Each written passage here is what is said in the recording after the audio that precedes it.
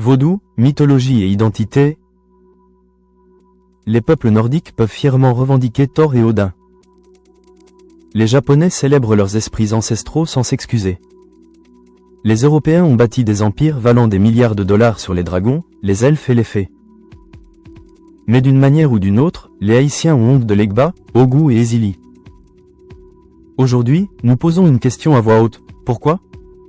Les peuples nordiques, norvégiens, suédois, danois, ont bâti l'un des systèmes mythologiques les plus reconnaissables au monde. Ils croyaient en Asgard, un royaume divin où résidaient les dieux.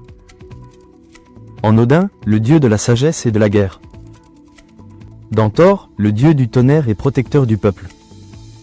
Dans Yggdrasil, un arbre cosmique qui maintient l'univers entier uni. Avec l'arrivée du christianisme, celui-ci a tenté d'effacer tout cela. Et pourtant, aujourd'hui, la Norvège arbore des Vikings sur son logo touristique.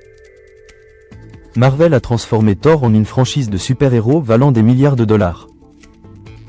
Les universités scandinaves enseignent la mythologie nordique comme patrimoine culturel. Les musées de toute l'Europe du Nord célèbrent Odin avec fierté. Personne n'a qualifié cela d'œuvre du diable. Personne n'a honte.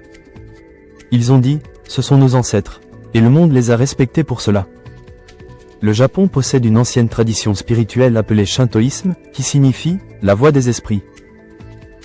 Dans le shintoïsme, tout dans la nature porte un esprit, les rivières, les montagnes, le vent, le feu, l'océan. Ces esprits sont appelés kami. Les Japonais ont aussi leurs oni, des êtres surnaturels qui peuvent détruire ou protéger.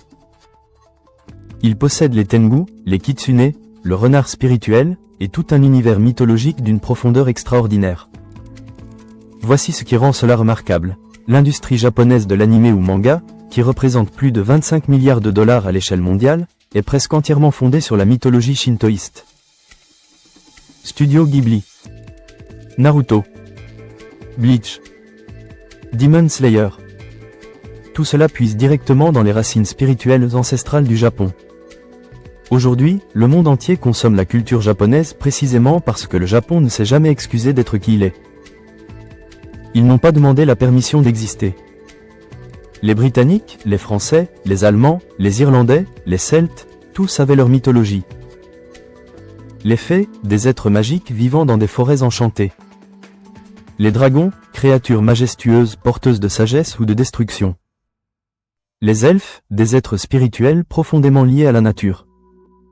Ogres, sorciers, enchantresses, sorcières, tout un univers d'imagination surnaturelle. Et qu'en ont-ils fait ?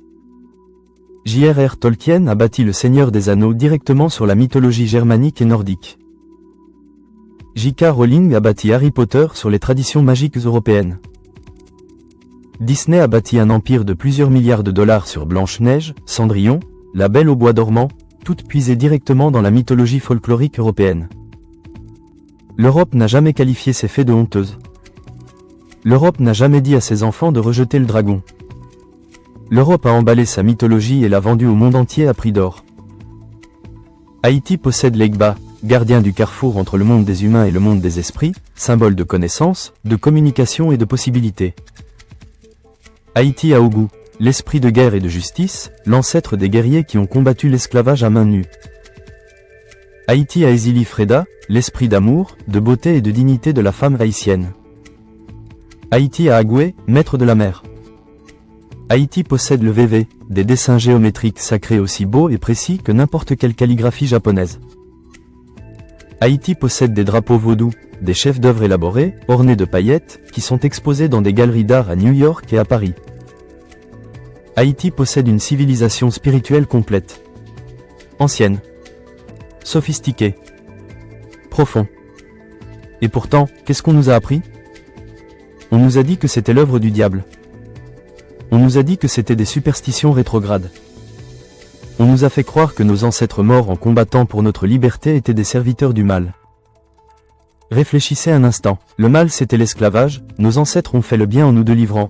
Pourquoi seraient-ils donc des serviteurs du mal ? Ce n'était pas un accident. Le bien contre la stratégie esclavagiste et coloniale. Quand on fait honte à un peuple de ses racines, on accomplit 3 choses simultanément. Vous détruisez leur identité culturelle. Vous les rendez spirituellement dépendants de systèmes extérieurs. Et vous les rendez politiquement faciles à contrôler. Le Japon a compris cette menace et y a résisté. Les nations nordiques se sont reconstruites après des siècles d'oppression. Les peuples celtes revendiquent activement aujourd'hui leur héritage pré-chrétien. Mais Haïti, la première république noire de l'histoire, la seule nation née d'une révolution d'esclaves réussie, a subi 200 ans d'humiliation systématique. D'abord par les colonisateurs, puis par les institutions religieuses, puis par les médias internationaux qui ont systématiquement présenté le vaudou comme une image d'horreur et de ténèbres. Ils nous ont enchaînés, puis ils ont enchaîné nos esprits avec des chaînes invisibles. Les premières chaînes, nous les avons brisées en 1804. Les deuxièmes, beaucoup d'entre nous les portent encore.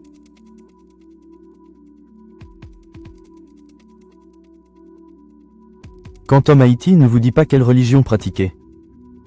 Nous ne vous demandons pas de devenir un pratiquant du vaudou.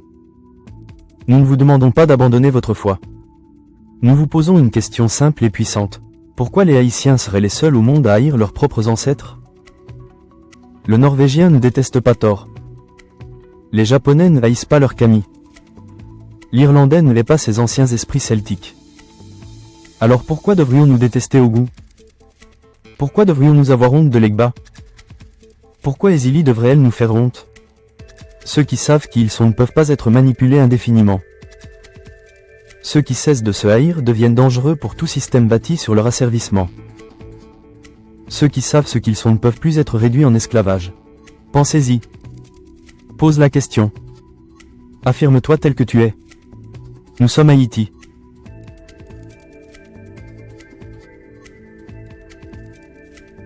Like, abonne-toi, partage. Et n'oubliez jamais, notre histoire est notre arme la plus puissante. Quantum Haïti, Think Tank. Analyser pour construire.